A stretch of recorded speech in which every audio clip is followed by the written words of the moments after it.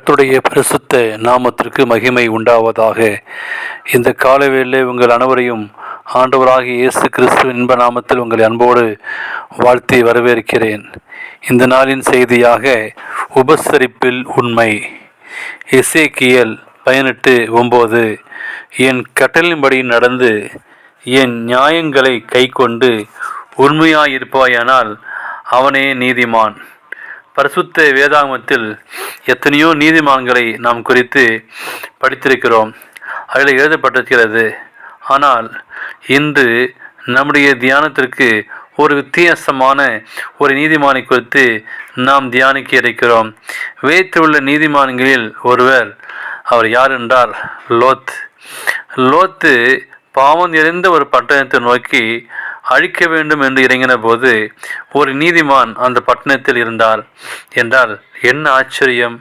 அவர் அப்படி என்ன செய்தனால் நீதிமானால் எண்ணப்பட்டார்? முதலாவதாக, லோத்து நீதிமானாக ஆபிரகாமிடத்தில் இருந்த ஒரு குணமாகிய உபசரிக்கும் தன்மை லோத்திவிடத்தில் இருந்தது.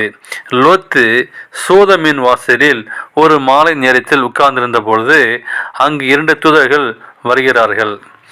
லோத்து அவர்களை தன் வீட்டிற்கு வரிந்து அழைத்து கொண்டு போகிறான். நீதிமான்கள் அந்நியர்களை உபசரிக்கிறவர்களாய் இருந்தார்கள்.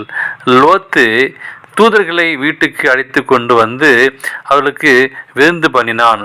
குடும்பத்தினர் இருந்தது போதும் லோத்துவே அவர்களுக்கு புளிப்பில்லாத அப்பங்களை செய்து அவர்களை உபசரித்தான்.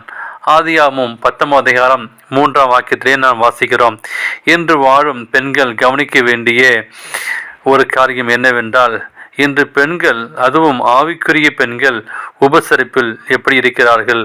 பெண்கள் வீட்டில் திறன் வந்து போவது கூட தெரியாத அளவுக்கு தொலைக்காட்சி பெட்டியிலோ அல்லது வேறு நிகழ்ச்சியிலே அவர்கள் மூழ்கி போய் இருக்கலாம். எனவே லோத்தியும் மனைவியும் இருந்திருக்க வேண்டும். லோத்திவின் மனைவி உலகப்பெருமாகவே வாழ்ந்திருக்கிறாள். இந்த பட்டணத்தில் உள்ள வாலிபர் முதல் வயதானவர்கள் வரை லோத்து வீட்டை வளைத்து கொண்டு, உன்னிடத்தில் வந்த மனுஷன் எங்கே? நாங்கள் அவர்களை அறியும்படிக்கு அவர்களை எங்களிடத்தில் வெளியே கொண்டு வா என்றார்கள். ஆனால் யோத்து, இங்கே ஒரு நீதிமான் தன் கூரையின் கீழ் வந்தவர்களுக்கு எல்லா தீங்கையும் அவர் அனுமதிக்கவில்லை.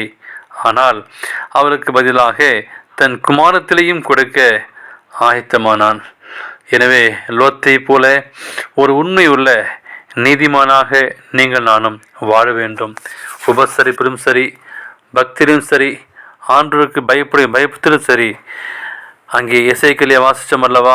என் கட்டளையின்படி நடந்து என் நியாயங்களை கை கொண்டு உண்மையாயிருப்பேனால் அவனே நீதிமான் என்று சொல்லி எசேக்கியேல் 18:9 நாம் வாசிக்கிறோம்.